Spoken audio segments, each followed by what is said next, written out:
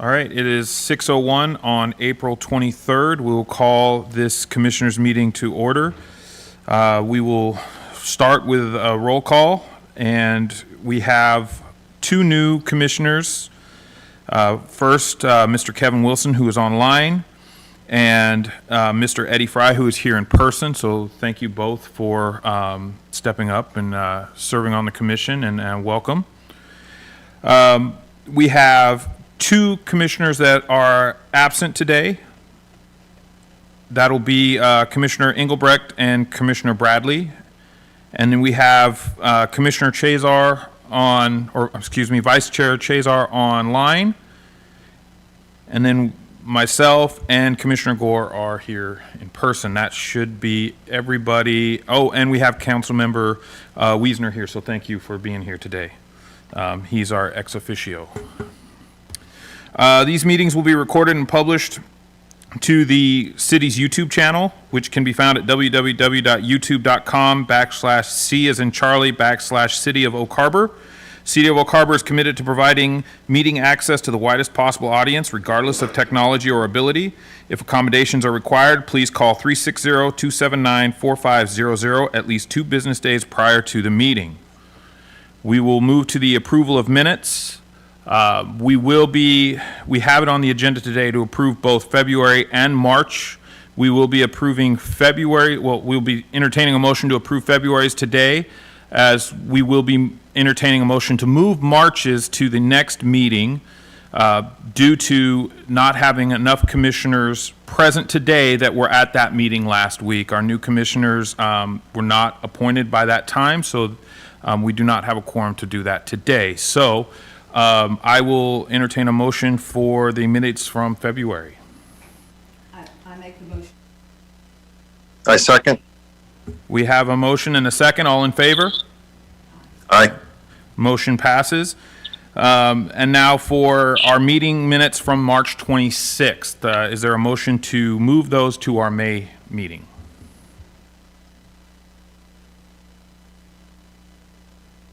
Make the motion to move them to May. I was not here, but I will watch it online. I have a motion to move the meeting minutes approval to our May meeting. Do I have a second? I second. I have a second, and all in favor? Aye. Aye. All right, that motion carries. We will move on to the public comment period. We received 2 online comments. Those will be displayed online or be displayed on screen.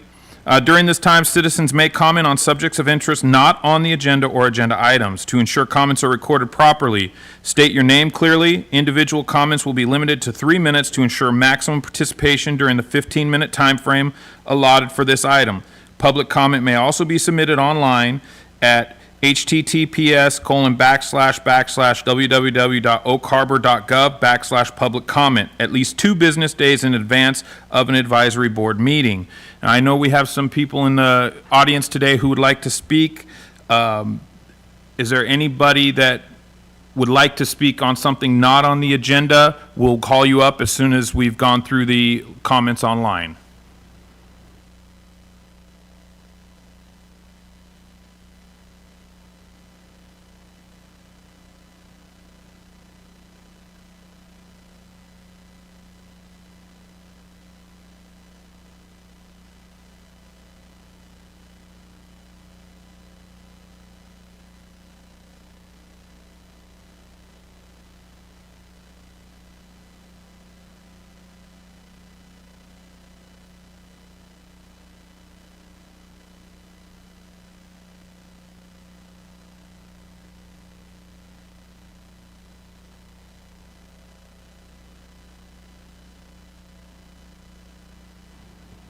All right, and thank you to those who submitted your comments online. Do we have anybody in the audience that would like to discuss an item not on tonight's agenda?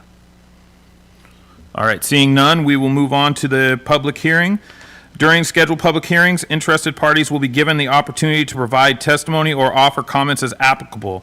To ensure comments are recorded properly, state your name clearly. Please limit your comments to 3 minutes.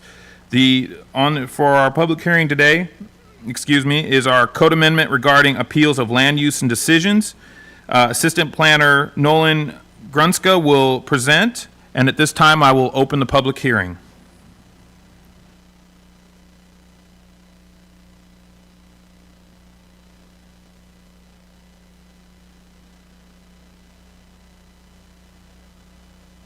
I'm Nolan Grunska. I'm the assistant planner for the city.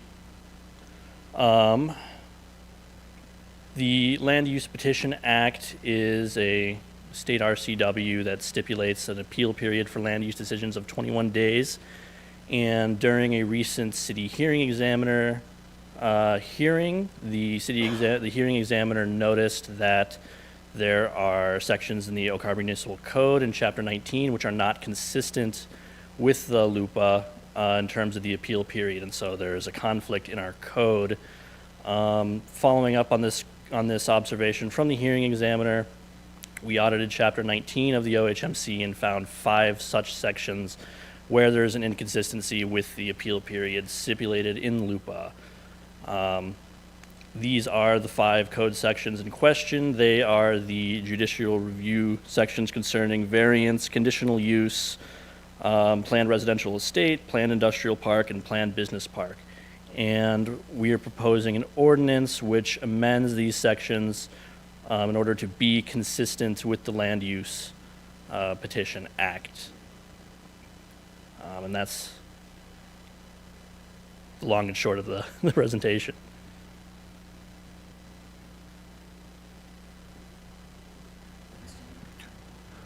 Thank you, Mr. Grunska. Any questions from the commissioners?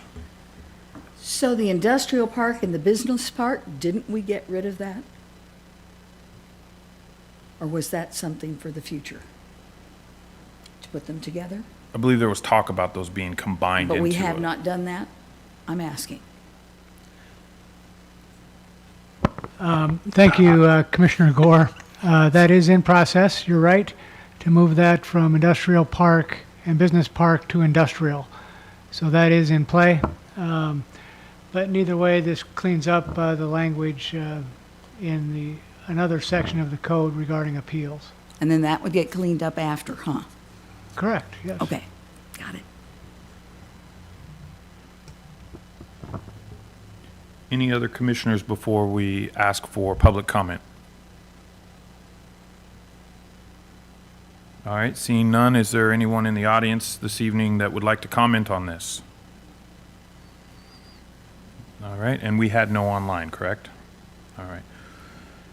So, Mr. Grunska, I understand what you're hoping for today is that we will make a recommendation to the city or to the city council to adopt these changes in order to bring us within compliance. Is that correct? Correct.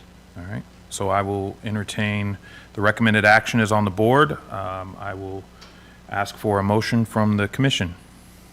Commissioner Gore.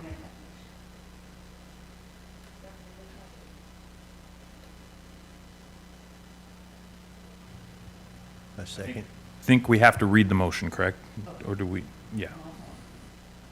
Move to recommend to the city council an amendment to sections 19.66.080 and 19.67.060 of the Oak Harbor Municipal Code, along with portions of the Oak Harbor Municipal Code, chapter 19.20 pertaining to appeals of land use decisions. All right, we have a motion as recommended. Do we have a second? A second. All right, Commissioner Fry seconds. All in favor? Aye. Any opposed? All right, motion carries. We will, thank you. At this time, we will close the public hearing and we will move to our discussion presentations. First up tonight is a review of food truck regulations, and this will be presented by our Economic Development Coordinator, Mr. Steve McClaslin. Sir.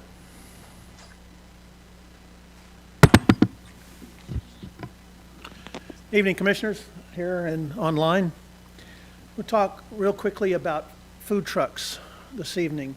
So there's been some interest in reviewing our current regulations because the feel out there has been that some of the regulations are too restrictive and potential vendors have chosen not to stay in Oak Harbor and go elsewhere to do what they wanted to do. Ultimately, what we want to come out of here with tonight is present you what we found. There are a couple of minor recommendations in there, and then get input from you. And then tomorrow, we present to the city council and workshop. Sorry, you guys still have to listen to it twice. But basically, it's to come away from here with some inputs on how you'd like us to proceed. It could be nothing to whatever, and then we take that forward. Okay. It's catching up. There we go. It's catching up to me now. So we went through all of the municipal codes and probably close to a dozen from other jurisdictions from as far south as Tillamook up to Bellingham. There are two codes that we've been using that are more directly dealing with food trucks, or so we thought. Chapter 19.35 about temporary use permits, and Chapter 5.29, the mobile food vendor license. So after going through those with Director Kuhl and Ray Lindenberg, senior planner, we did a very deep dive into them, and here's what we've come up with. When you look at 1935, you can read that, for those that can read that, it was to permit certain inherently temporary uses. So the key thing in the orange text there is the fresh vegetable stands. So the intent, though, so pulling that out of it, the intent is seasonal use, so semi-permanent use for these food stands. What's not covered in there at all are food trucks or mobile vehicles of any type are even covered in this section. In Chapter 5.29, it applies to mobile food vehicles selling what they're selling either on private or on public property. It applies to all food trucks and trailers. So but basically what they're talking about here are those that are motorized, the vehicles or the trailers. Not necessarily, if you've got an ice cream truck and you want to drive it around and you're somewhere for less than 15 minutes, it doesn't apply to you. This is for people that are going to go somewhere and be stationary for a while. So these food trucks in 529 can go anywhere that's zoned for restaurants, and they have written permission from the property owner. If you want to go on public property, either the open zones, open space zones, or the public facilities, then you need city approval to go there. And then if you get into special events for those types of permitting, then Chapter 555 supersedes everything that we have here. But we're not going to be addressing that tonight, 555, because it's not really, for what we're talking about, doesn't matter. So after this deep dive into and a deep scouring of everything on Chapter 19.35, it appears this has been misapplied for quite a few years now as the path to approve a food truck. I'm not going to repeat this again, but this is the purpose and intent of 1935. But basically, it was about vegetable stands, things similar to that, not just vegetable stands, but non-motorized, those types of things. It also talks about temporary use located on private property and on public right-of-way. So one of the things that we have come to on that, public right-of-way is a street, and we're going to come to more about that here in a minute.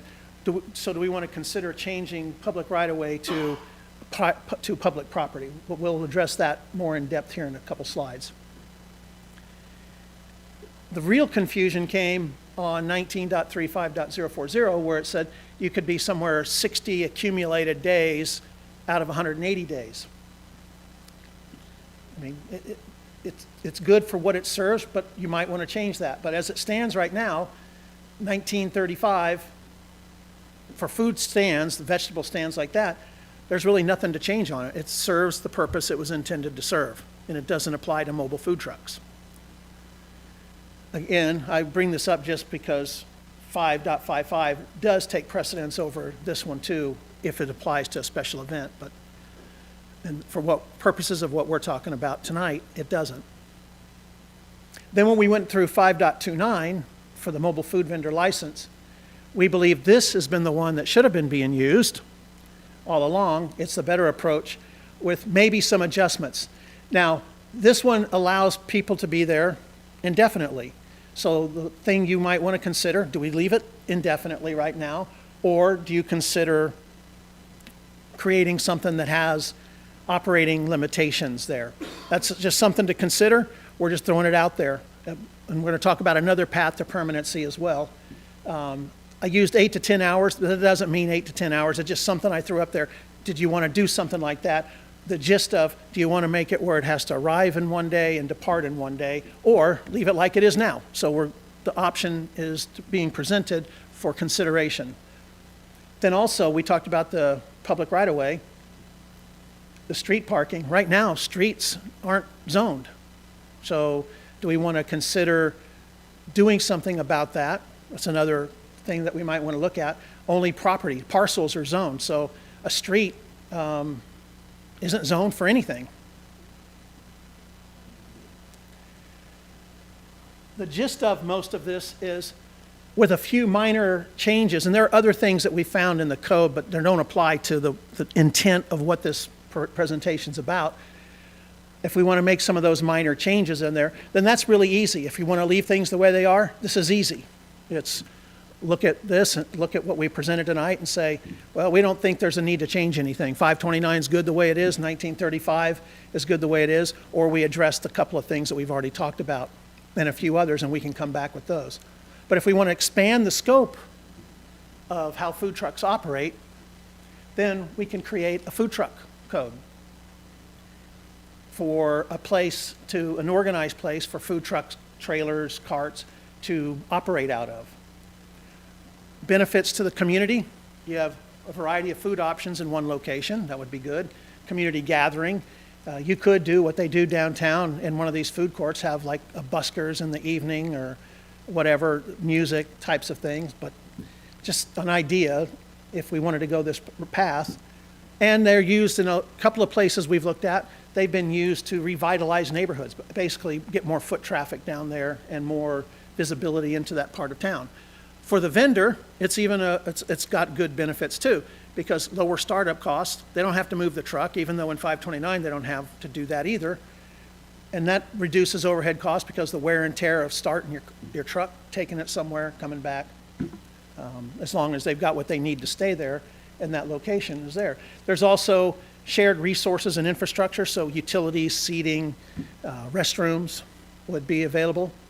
And if you're a food truck vendor and you want to try something out, it's a good testing field. Hey, I'm going to try this menu thing out, and it's pretty easy to do there, and it's not the same cost as if you're in a brick and mortar to do that.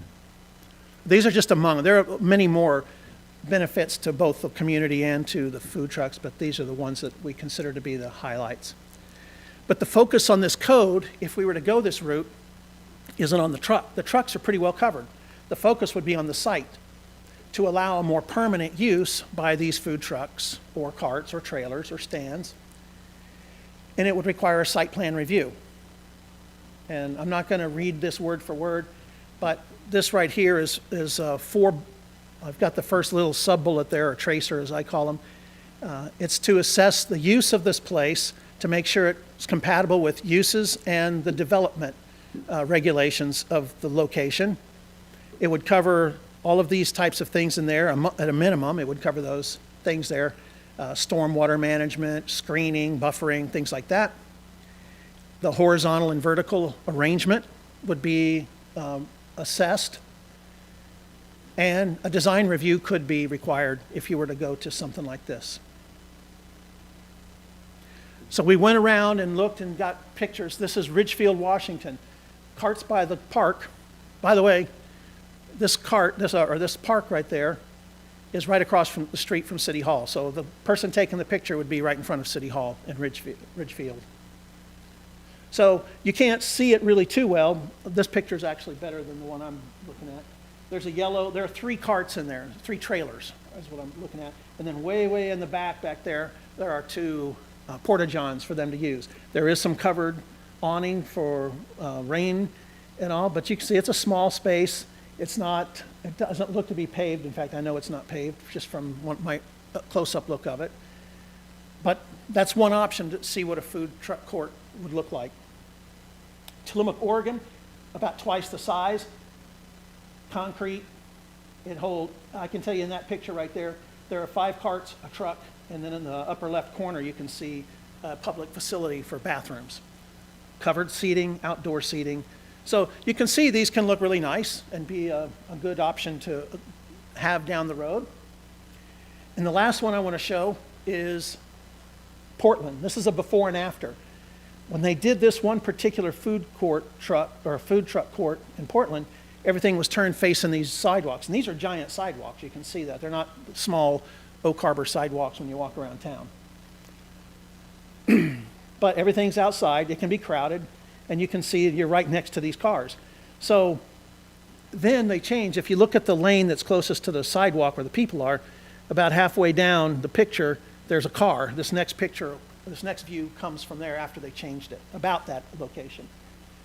They turned everything aimed inward to a no-kidding food truck court, put a railing and fence up, some good landscaping, and you can see now what they did actually I think is a lot better, because now you've got a sidewalk that's not as crowded, not next to a busy major street in town, but everything's on the inside where people can walk around. And you don't see the aerial, but it's a big court in there that they have. So from a food truck perspective, a food truck court perspective, these are just some of the things we've seen out there. There are others that are basically the same, have minor variations, but these were three that were representative of the ones that we looked at. The thing to consider, semi-permanent types of uses have a tendency to become permanent uses. That's the thing we've discovered here.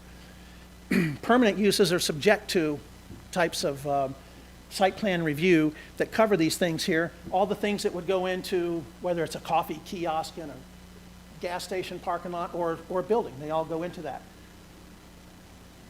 But what we feel the city would want to ensure is that whatever regulations that we do are fair to allow for businesses of all types, and also to minimize undue impact on neighboring parcels and businesses at the same time. And right now, that's what, we think that that's probably okay at the moment. But all uses out there need to have an appropriate review process. We mentioned a few things that we found in here that we'd like to come back for that would clean up and make things a little bit more understandable and not quite as confusing in the code. We're still reviewing other cities and how they do it. And most cities do it the same way, but there are lots of differences in the way other cities do it out there. So just to know that there are lots of variations the way some cities don't even allow them. That's not us, but I'm just saying that's the one extreme to other extremes where it's pretty wide open for them. So we're looking at both individual food trucks, and if we want to proceed onto it, we could look at how food truck courts would go. So what we're asking for from the commission tonight are inputs, what you'd want us to look at, what thoughts you have right now, and we could bring those back at a future meeting. Thank you, Mr. McCaslin. Before we go to the public, I want to disclose some potential conflicts that I may have with this, so I will not be taking part in the discussion, nor will, when this, at a later date, should this come before this commission for a vote or motion, will I take part in those. So that potential conflict is I do own a food established business in the community, and part of my business strategy is mobile food and events. And so due to the appearance that might convey, I will not take part in any of these discussions. So before we turn to the commissioners, I will open it up to the public for any comments on this.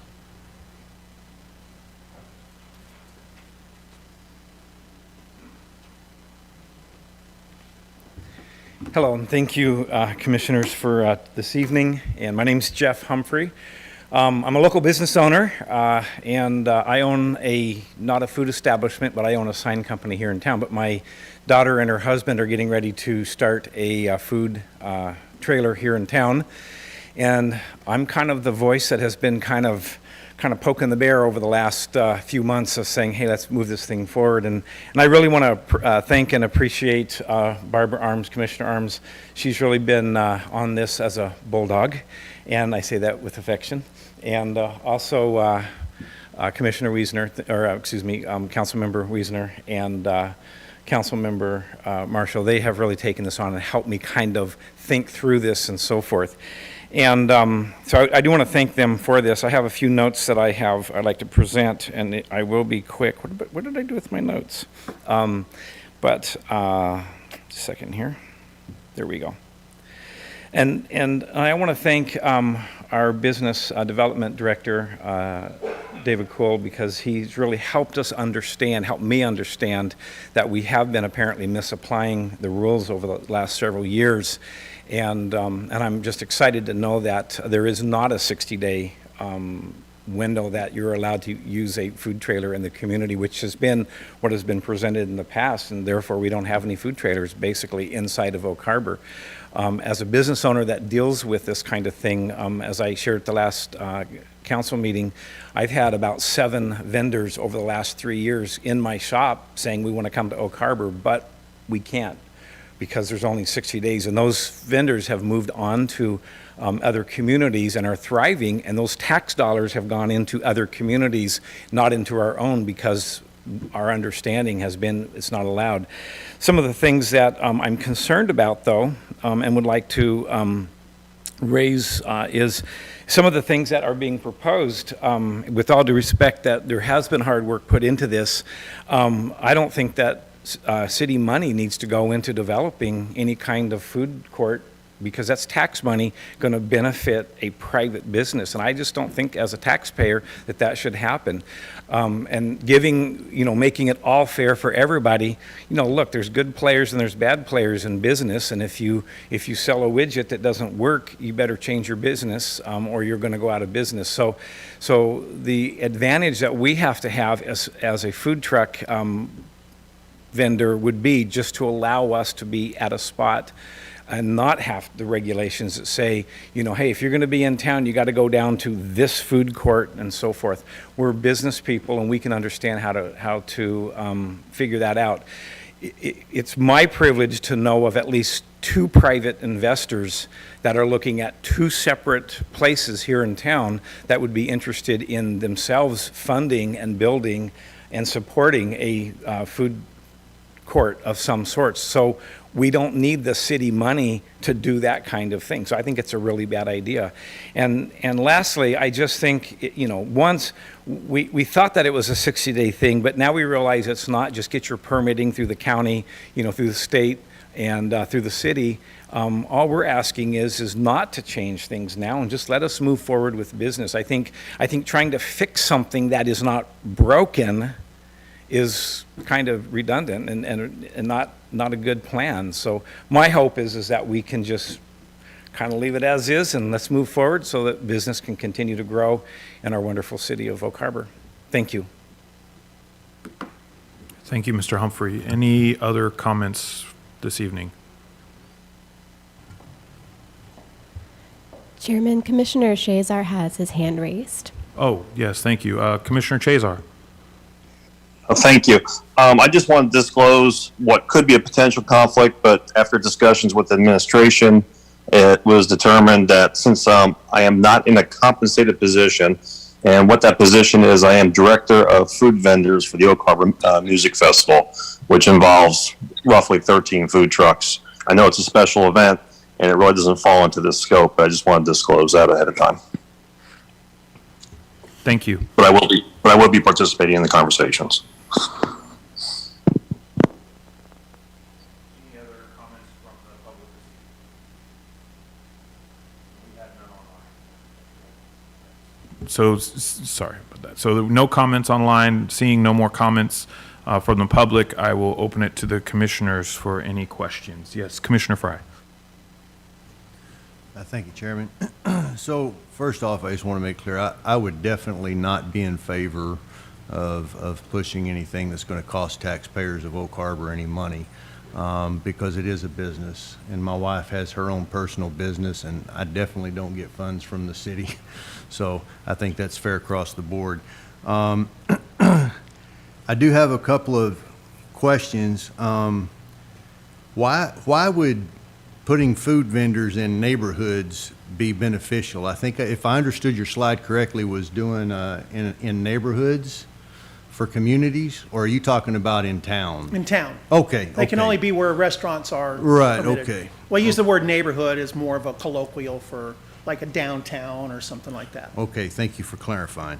Also, I was noticing on your Ridgefield slide, the first one I looked at, which was the food truck court, the appearance at first didn't look that good, and I don't think that's what people in Oak Harbor would want. However, as you move through the slides where they, the city then put in and did some beautification and stuff, once again, I don't think the city should be doing any beautification, and I'm only merely giving my opinion at this, for a business owner, which you already brought to the attention as well.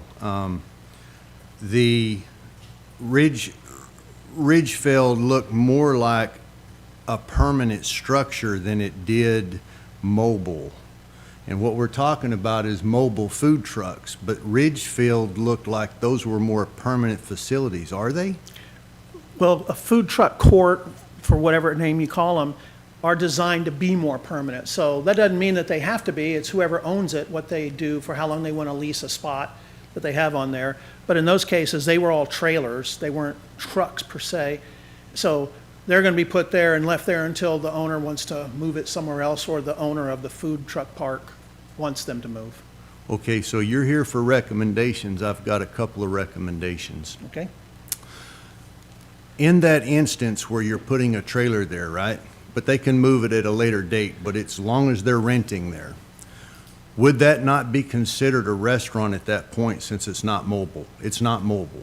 It's setting still in a fixed location. So wouldn't they have to follow the same guidelines as, say, one of the other restaurants, Esteban's, China City, because it's fixed, it's really not mobile as a mobile truck would be? So wouldn't they need to follow the current restaurant rules? Regarding restaurant rules regarding site plan review, those type. Yes, sir. Well, the idea for a food truck court would be that whoever owns it owns the court, not the individual businesses, the vehicles, the trucks, or the trailers. They would go through a site plan review process, and it would be up to them to maintain those standards as the mobile vendors come in and go out and come in and go out. So the thing for the food truck court isn't to regulate the trucks, other than what the state already regulates for them, as far as, what you have to do at the end of the day, keep cleanliness, the health department, things like that. But for the owner of the site, which, by the way, we're not proposing that the city do this. We just said this is what food truck courts are. The one, and I'll come back to that in a minute. But the food truck court itself would have to go through the site plan review before the first mobile vehicle, trailer, truck, whatever, would be able to go in there. Does that answer your question on that? So that's the analogy. That's the same thing to a restaurant. Am I missing anything on that? No? No? Okay, would that... These would- guys are more expert than I am. I've learned a lot.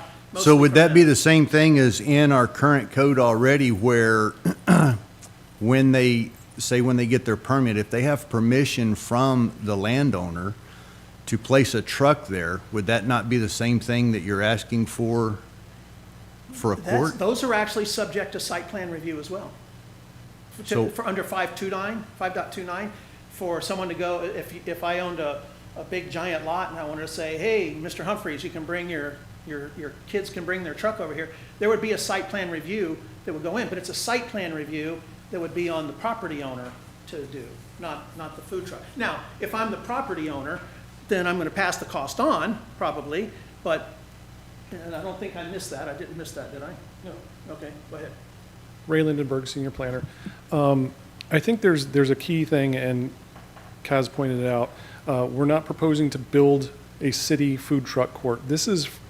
We're considering regulations that would apply if somebody wanted to do a food truck court. And those regulations are based on what our site plan review for a normal building would include.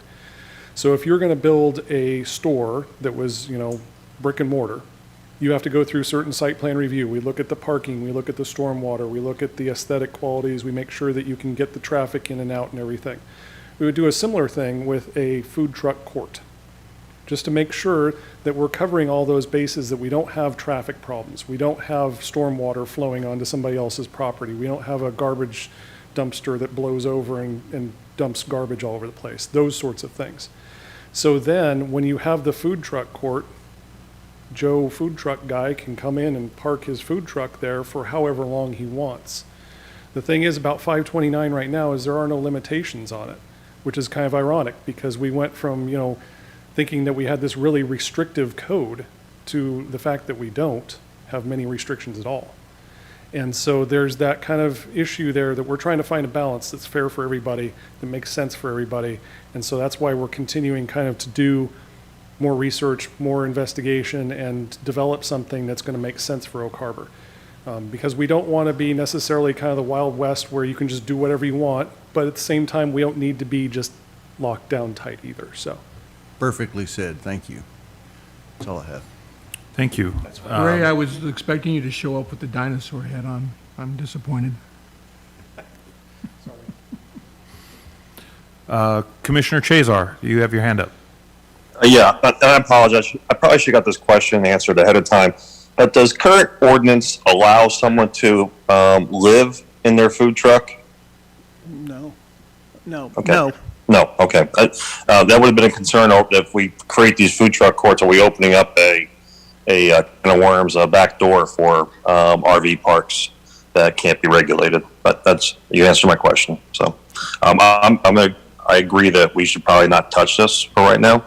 Now that I heard Ray's comments about how it'll have to go through site plan and for aesthetics and everything else, that would be a concern that if it was left Wild Wild West, then we had no control over what it looked like. And so, thank you. Thank you. Any other questions from the commission? Oh, yes. I'm sorry, I can't speak. Councilmember Wiesner. Thank you, Andy. So I just wanted to provide a little background because obviously this conversation's been going on for quite some time before coming before you folks. And, Island County oversees the health side of this. So understand that there is a food truck regulation within the Island County under the health auspices, and currently for the city of Oak Harbor, it's Island County Health that oversees restaurant operations in the city of Oak Harbor. So, when it comes to restaurant regulations in the city, which would include the food trucks, it defaults to Island County Health Department to enforce the health regulations, and they've got a pretty good size, thick pamphlet that gets into, the refrigeration and, having to have, be able to wash hands and all of that type of stuff. So, so understand that that's in place, and that is going to wrap around anything that we look at moving forward, you as a planning commission and us as a council.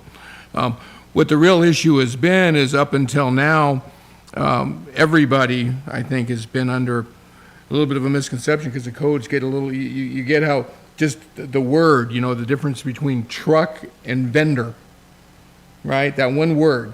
We've been referring for years to this the vendor rules, and that was fairly restrictive for the use of a food truck, and for a food truck not to be able to stay on a property for more than 60 days during a 180-day period, which is much restricter than the county around us. The county allows for semi-permanent food trucks, and Steve's absolutely right.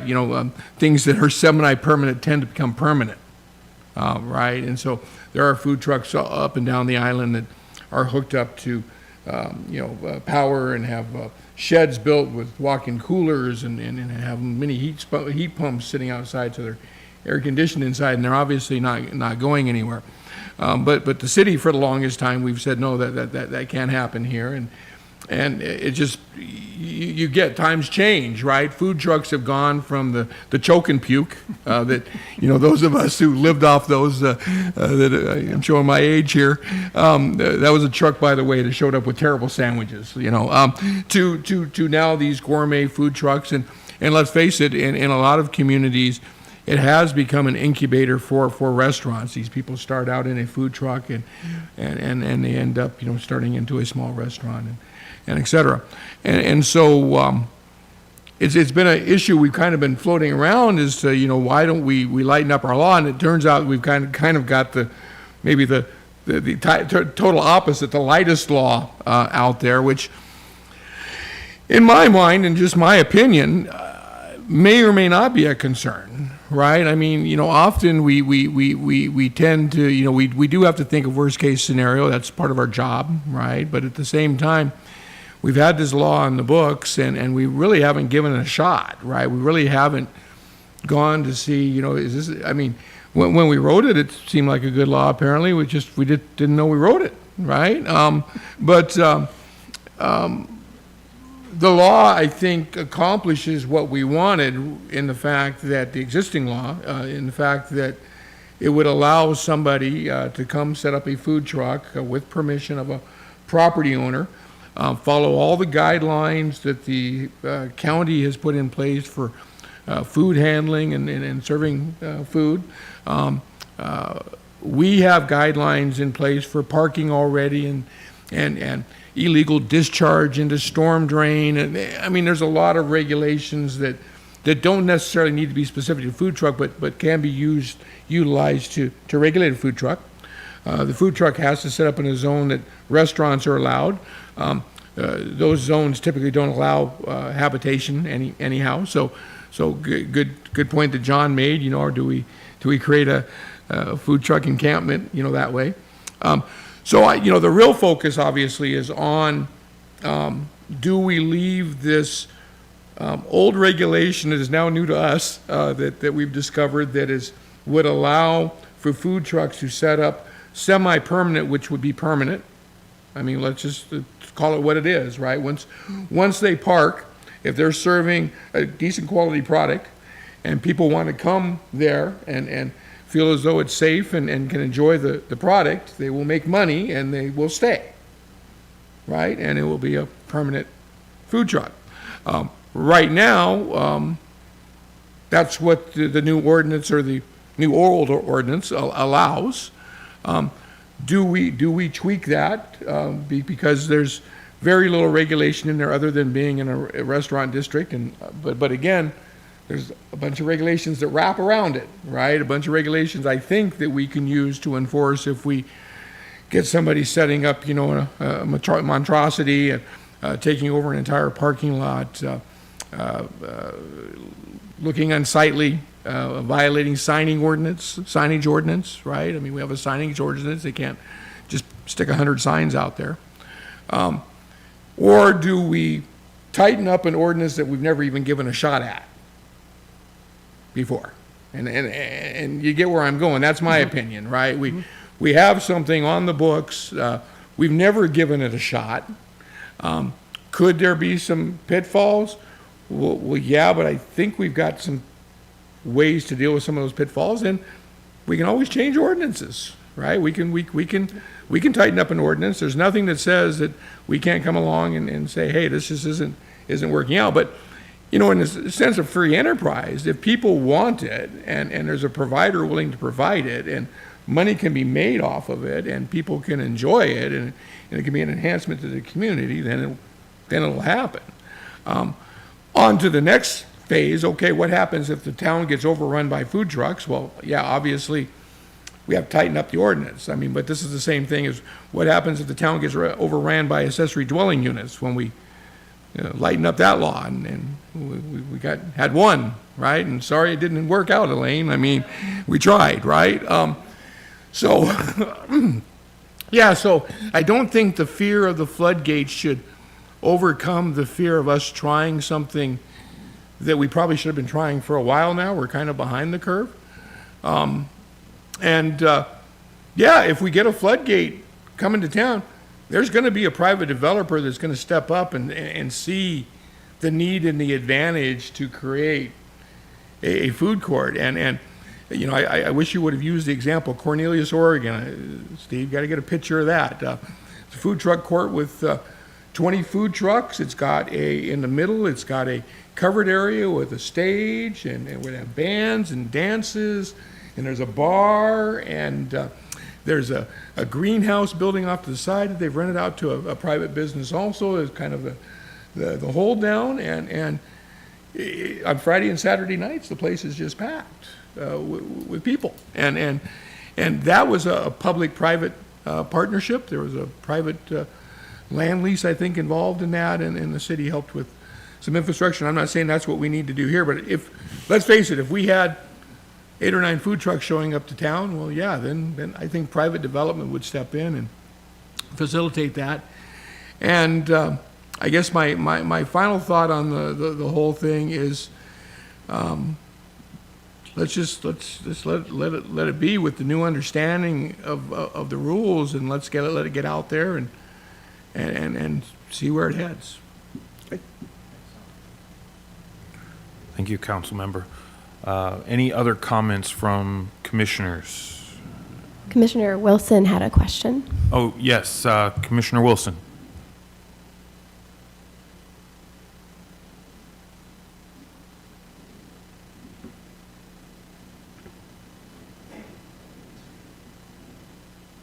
I think you might be muted.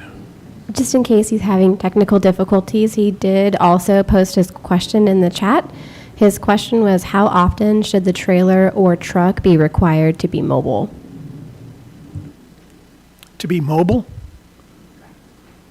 Well, what's that? Yeah, that is really the question. I mean, right now, if it's a cart, which isn't a food truck, so food truck's really 5.29. So it's right now, it can be, if the property owner wants to allow it and they can make it work, then they can be there permanently, pretty much. So that's really the question. Do we want it to do that? And do we want to try this to see how it goes? And I mean, that's really the input we're looking for from the Planning Commission and then from City Council. I hope that answered the question.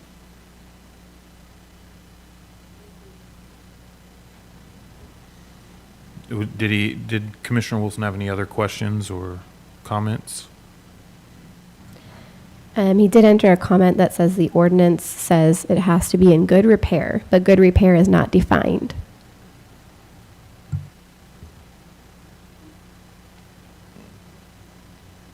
Is there a definition, or is that, maybe Mr. Lindenberg, is that something that would be discussed later on? I think so.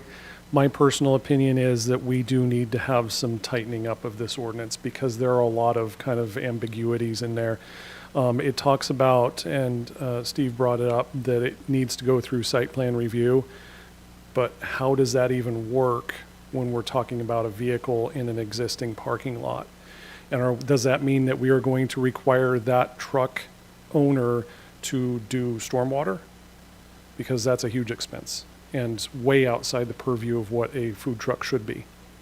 So I think that there are some minor things that we could add in there that talk about, you know, the amount of time that you can be parked there before it becomes permanent, and what good repair is, and sign regulations and things like that, because those things are on the books. You know, we do have stormwater, and we do have things that say you can't dump into the, you know, into the gutter or whatever, but I think it needs to be addressed more clearly within that code section. And just as a point of clarification, 529 came into effect when the city was going through a wholesale revision of the business license procedures.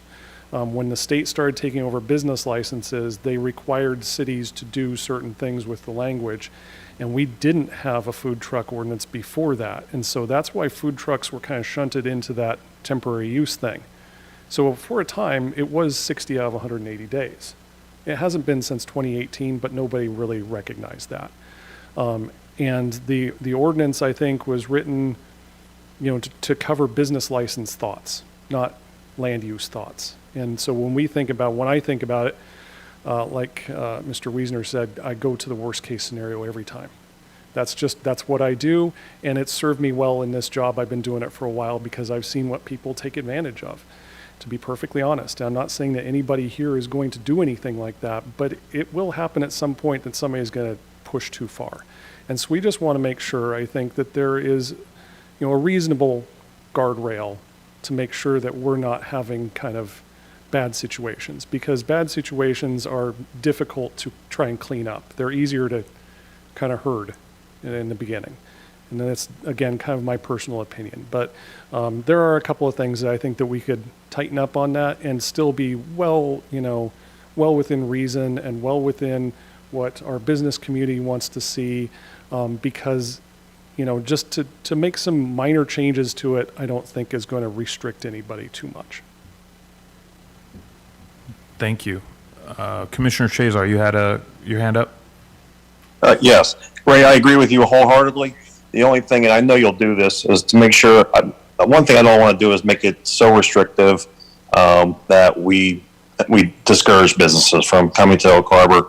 And I know you'll do this by getting input before bringing it back to us by tightening up the ordinances. But I do agree that we do need to tighten up loopholes. And I agree that it is harder to clean it up after the fact. So, but I also don't want to make it so restrictive that we discourage business as well. So I thank you and I appreciate your comments. Thank you. Commissioner Wilson?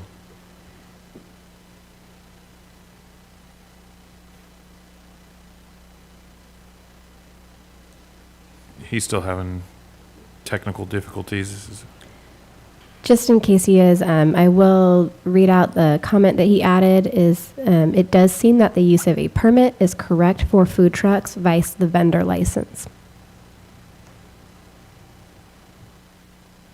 I'm unsure if he had any additional comments. Commissioner Wilson, if we see that your mic is unmuted, but we are unable to hear. We see you. Great. Do you hear us? Great. Do you want to check your... So we're not getting your audio for some reason.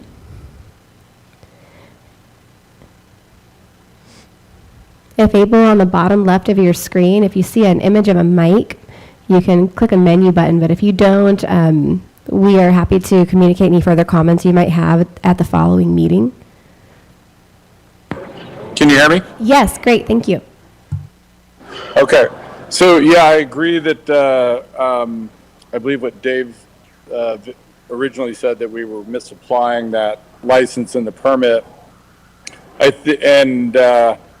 Going down this path, I think it's great to have the food trucks. I totally agree that no city funds should be spent until we figure out how we want to do that, because people will take advantage in bad situations. But I also think we need to look at, especially with the one-way street going through downtown Pioneer, where are those food trucks likely going to be, where they're going to want to bring business to. And as you go down Pioneer right now, not a whole lot of area to put food trucks except on private property, but the ordinance does say that if they were curbside sales, the zone must be made so that curbside only and the vehicles must be parked within 1 foot of the curb. So they could, in theory, park by anybody's restaurant, anybody's business, and, I don't know. So it's a great discussion, but we all want to think the best of people, but it can go bad really quick. Thank you, Commissioner Wilson. Mr. Lindenberg? So, yeah, that is one of the kind of ambiguities within that code, because it talks about the ability to park on the street. It doesn't limit the number of parking spaces you can take up on the public street. It doesn't say that you can park crossways across, the angle parking down at Pioneer to get to the curb. But at the same time, it also says that it's only allowed in places that have zoning regulation that allows for restaurants. And as Steve mentioned, our streets are not zoned. They have no zoning on the streets. So what does that mean? And these are some of the things that we need to tighten up. Thank you. Commissioner Fry, and then Councilmember Wiesner, please. I understand that we're all looking at play on words, but when you say upon a street within a restaurant area, they're not talking about a restaurant in the street. They're talking about the streets by the restaurants, in a restaurant zoned street, meaning you can park in a restaurant zoned area on the street. That's the way I took it. That's not how I would interpret it. That brings up a very important point. It's so open to interpretation that if I make that interpretation now, but in 2 years some other planner comes along and makes a different interpretation, that's not fair to anybody either. Councilmember Wiesner. Thank you, Andy. So here's what I picture in my mind, I guess, right? So there's a little brewing company over in Mount Vernon that took over the old Sears warehouse, right? And putting a kitchen in that building would have just been crazy. And so they built a courtyard out back and a stage out back where they have live music, and a food truck is their restaurant. And it's permanently parked, it's out back, you can't even see it from the street, right? And it's a, but that's their kitchen. I picture Wicked Teton here in Oak Harbor, a small little brew pub. They're doing great things, new owners. Building can't accommodate any size of kitchen. They've got an area out back, right? Permanent food truck goes there. They're going to make a big investment.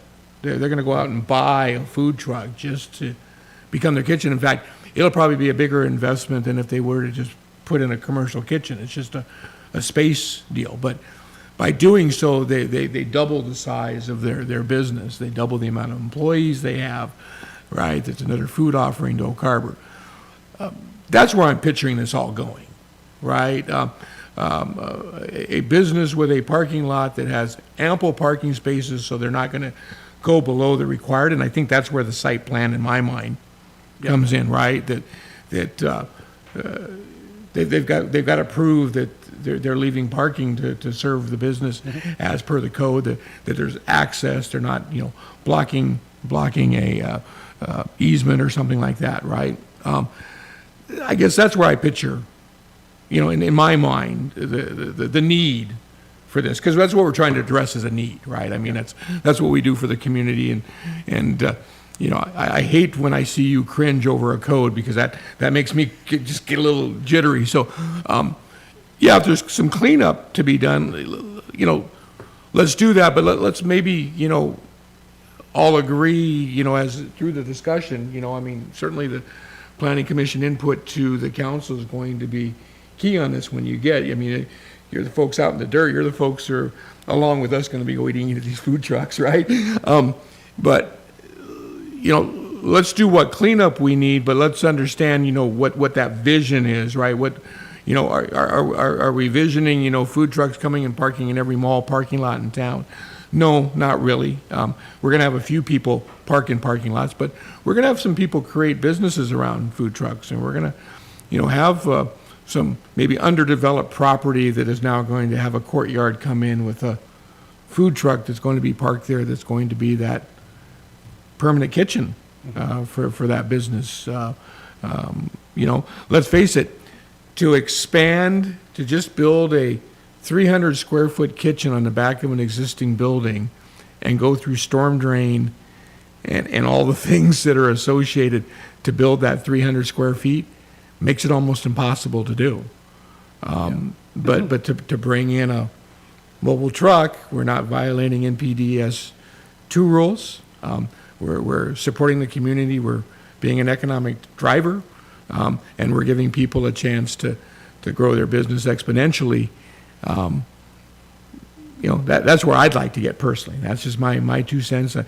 Everybody up here is going to have their opinion. Council is certainly going to have their opinion and vote in the long run. But, if we need some tweaking, in my mind, the ambiguity of the must be in good condition is actually in a favor for the city, right? I mean, it does give us the ability to go in and enforce something that's unsightly or obviously is in a state of disrepair, right?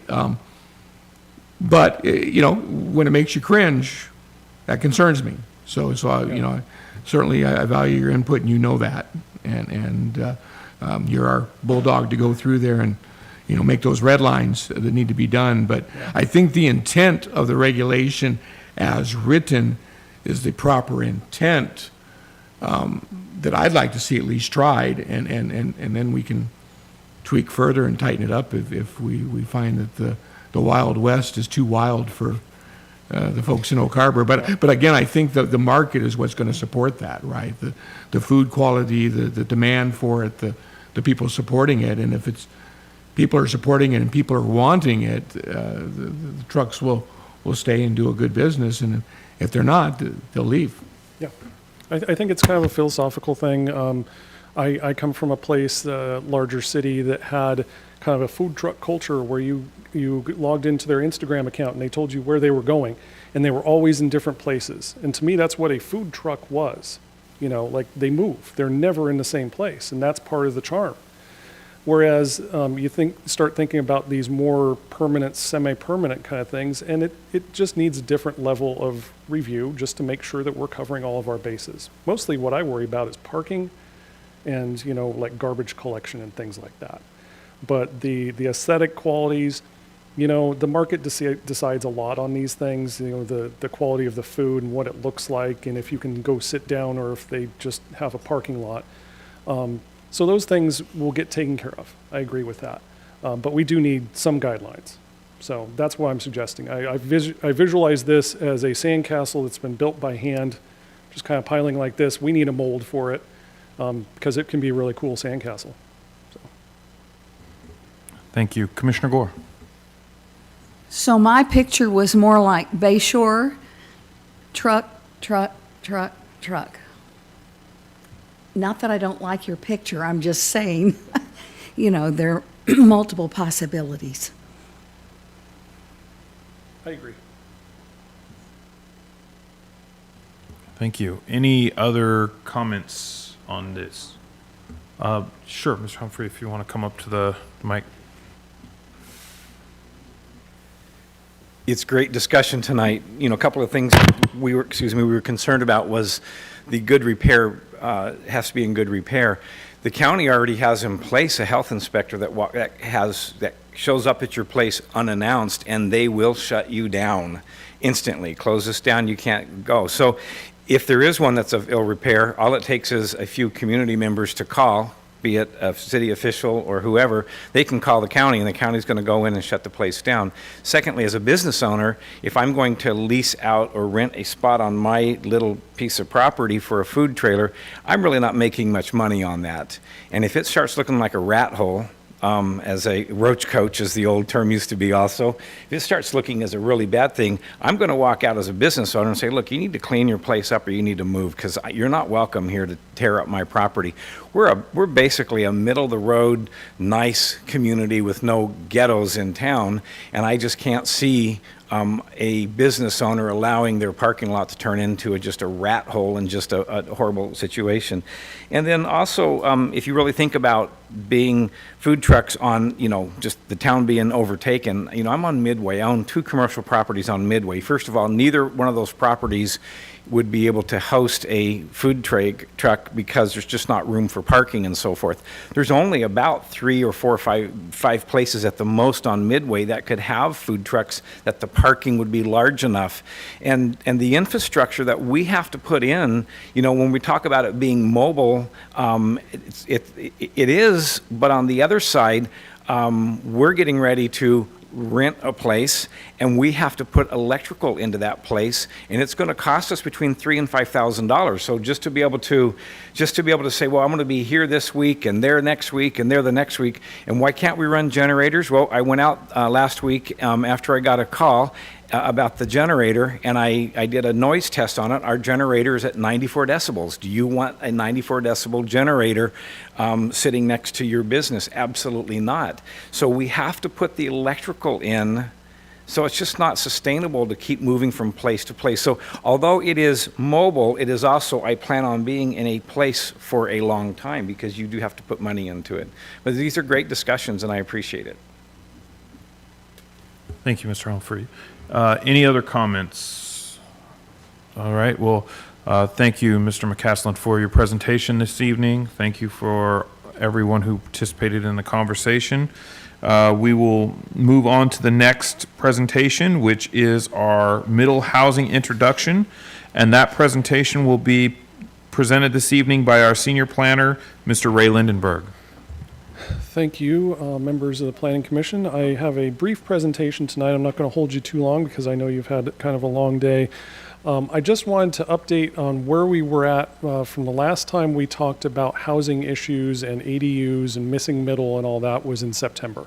So it's been a while and a lot's happened since then. So I'm going to go through this brief presentation and kind of go over what it is that we're heading towards and where we're going to try and get to. So this came about from the potential rewrite of the ADU ordinance. We were concerned about having kind of a Band-Aid effect with our existing code if we made minor changes to it. So we're looking at possibly just essentially scrapping the whole thing and kind of starting from scratch.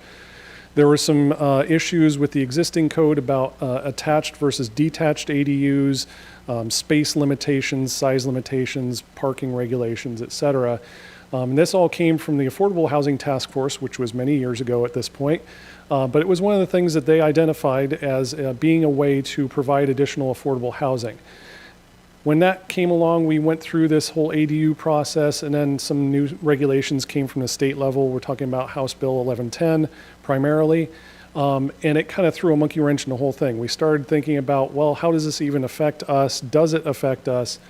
The application to certain cities that have a population over 25,000 finally got some clarification on that. It does not apply to the city of Oak Harbor. Because they're using the population from 2020, we're still at 24,600 something.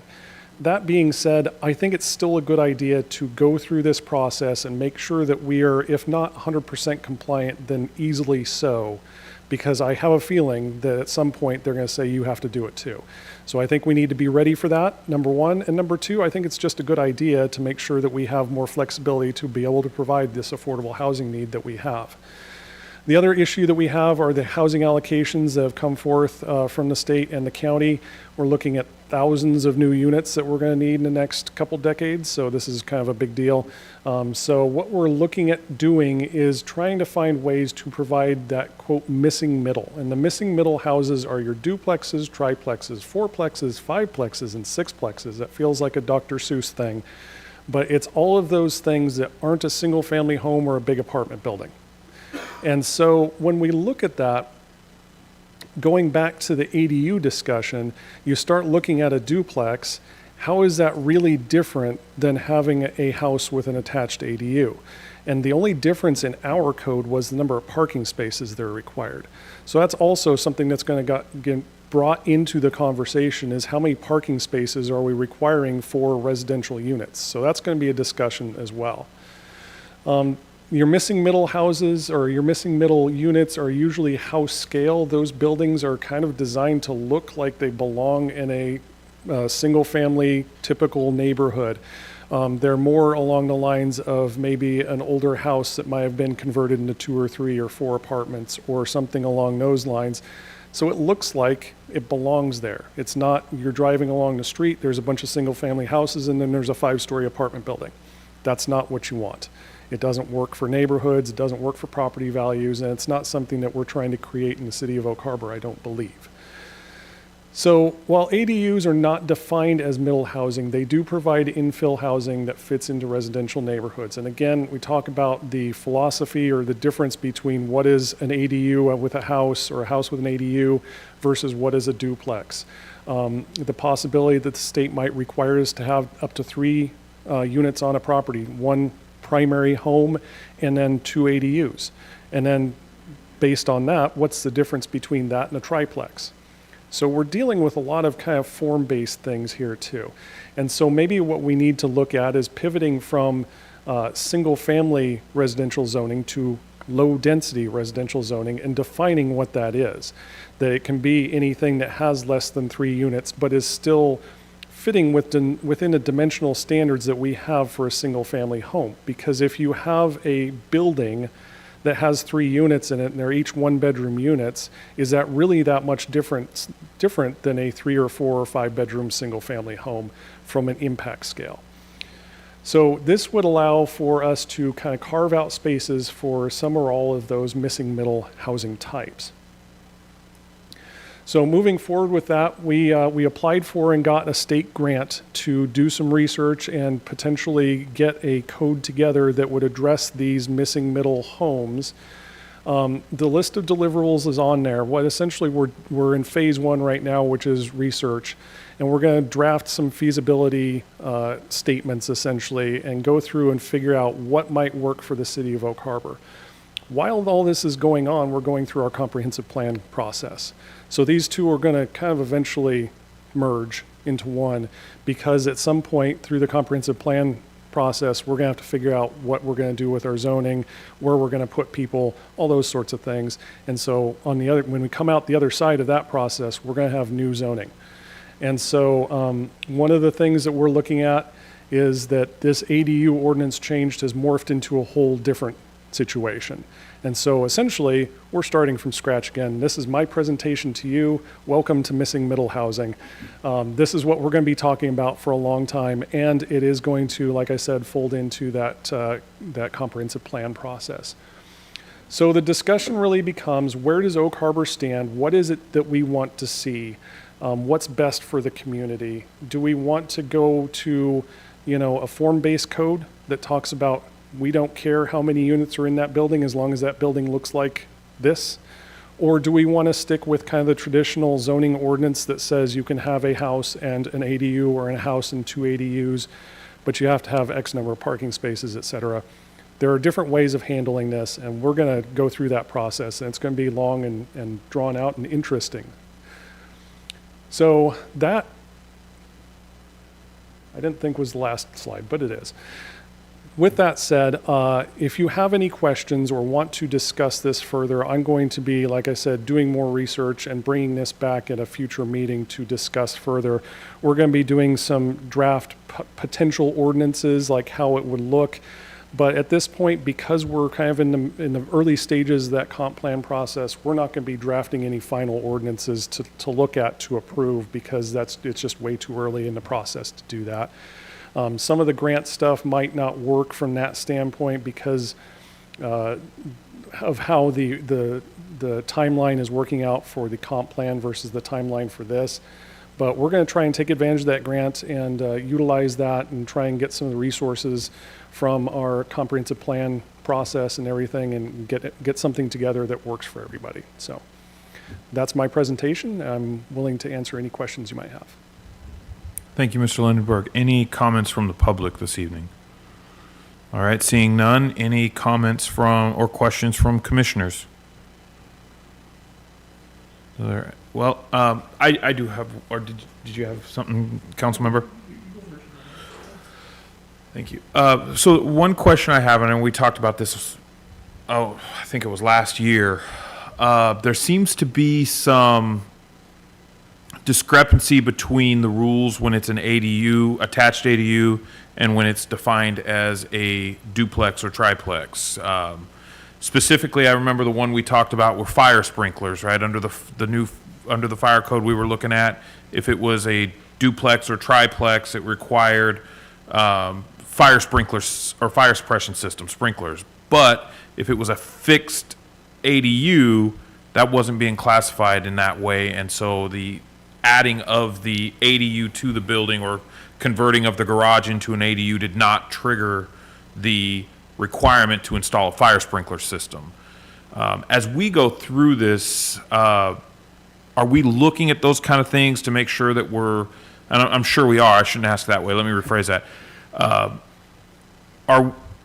Is there a method by which we're identifying those discrepancies and making sure that it's clearly defined when those things have to happen, and when something will be identified as an ADU and when it'll be identified as a more traditional duplex, triplex?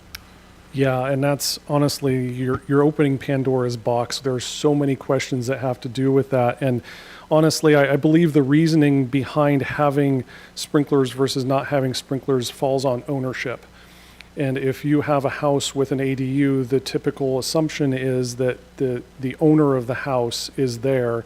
And so there's more kind of responsibility attached to that. And, you know, the ADU could be used for a family member, et cetera. But there are lots of issues that are going to come up with that, because I've heard rumblings about ADUs being able to be sold like condos, and all sorts of crazy new stuff that we haven't even considered yet, but we'll certainly be looking at, because that's a life safety issue. We have to do that, and we will, for sure. And I think one of the challenges we're going to have too is that we passed that ordinance that the owner does not have to be on the property for the ADU. So Yep.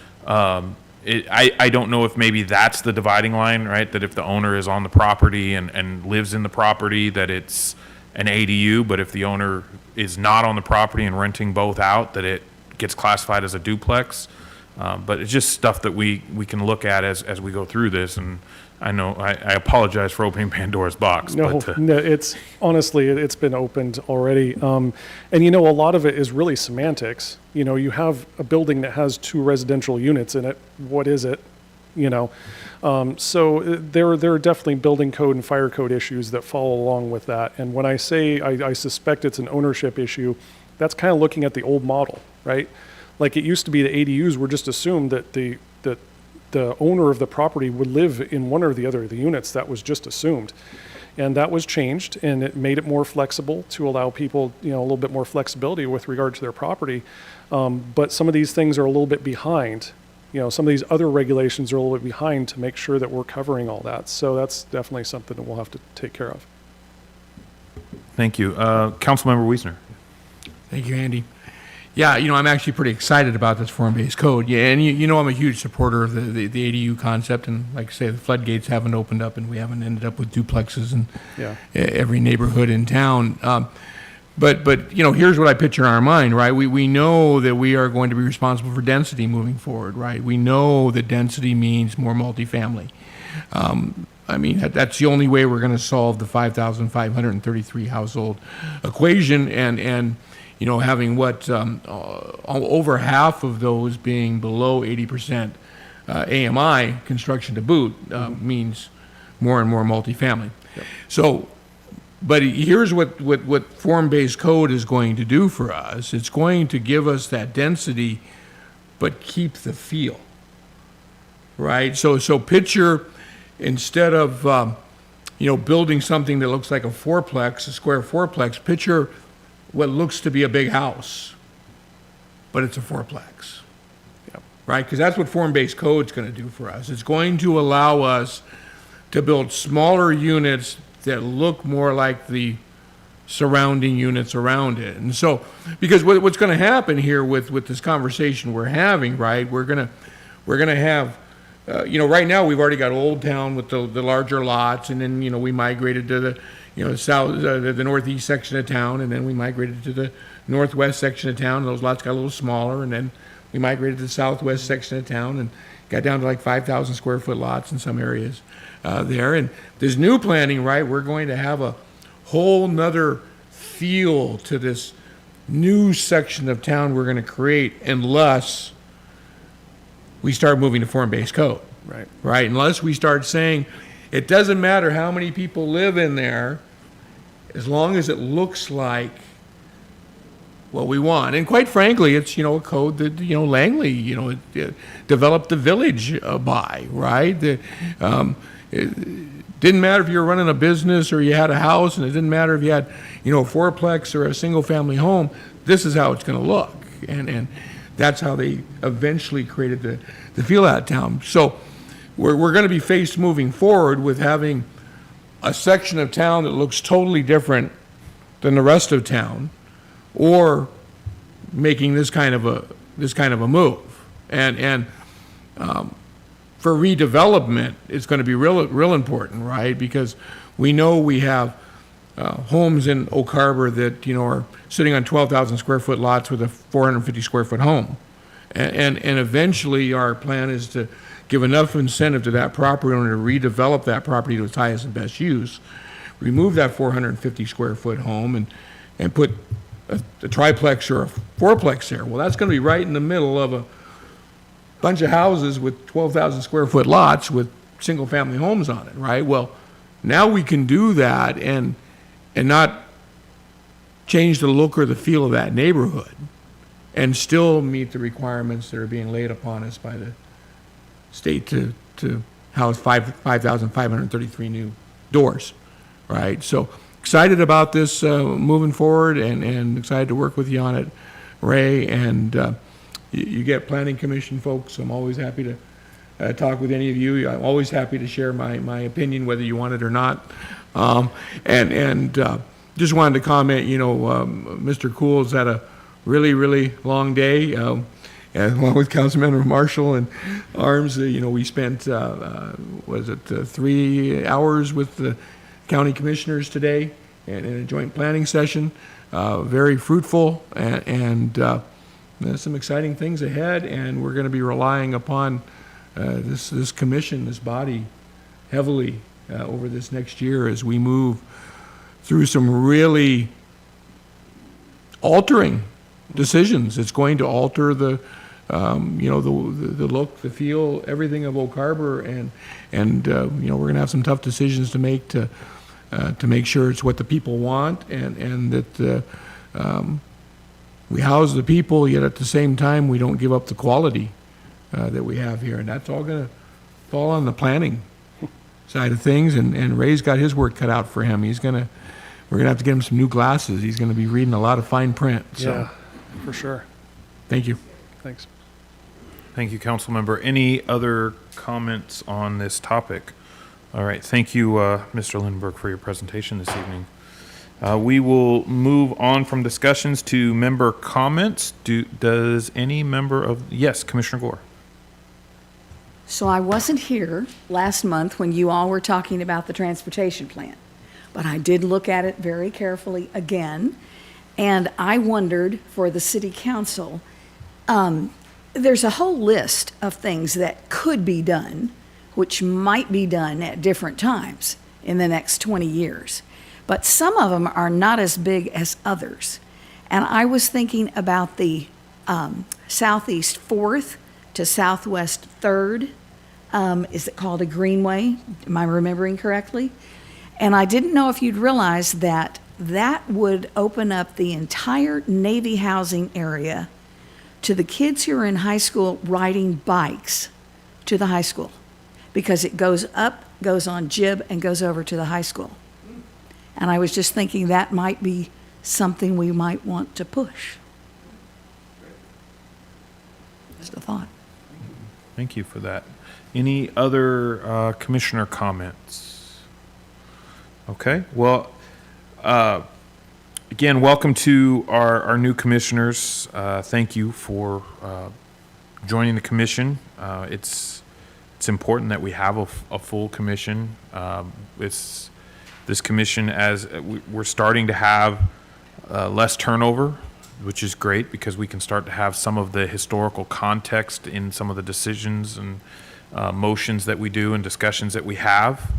That helps. You can read stuff, but being able to go back to previous meetings and rely on your memory of those things allows us to provide better feedback to the city and to city council. And so we hope that you will both be here for a very long time. And thank you to the public for coming to the meeting. Most of these meetings, it's us kind of talking to ourselves.